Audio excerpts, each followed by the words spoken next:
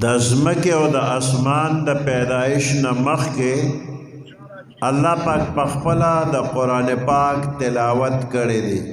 سورت یاسین او سورت طه الله تلاوت کړل، فرشتو واورېدل.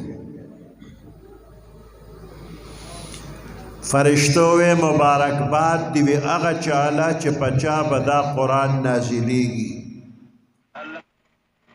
مبارکباد دی وی هغه چاله چې د چا په سینو کې د چا په زړونو کې به دا محفوظ کیږي، یادیږي به. مبارکباد دی وی هغه چاله چې د چا په شونډو د چا په ژبه د دې تلاوت بکیږي.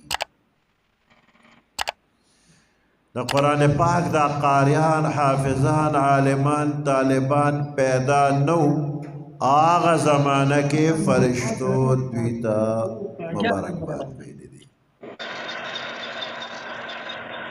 قرآن تا اللہ یو عجیبہ شان ورکڑی دی.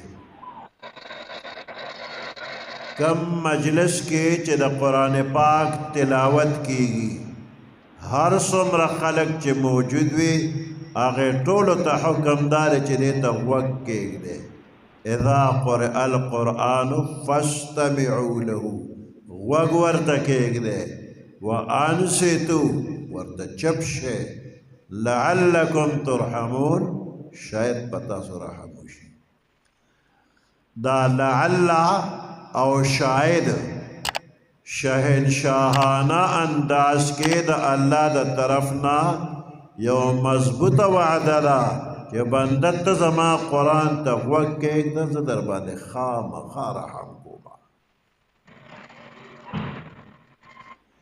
کہ دا قرآن پاک ظاہری الفاظ تلاوت کی گی ہم و تا وقت کے ایک دا، کہ ترجمہ او تفسیر بیانی گی ہم ورطق وقت کے اگدا.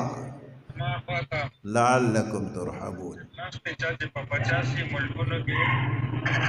او دغه شان د پیغمبر علیہ السلام کل احادیث مبارک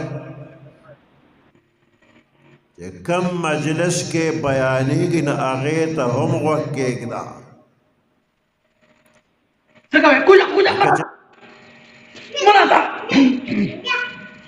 پیغمبر علیہ السلام هم د ځان نه خبره نه کوي.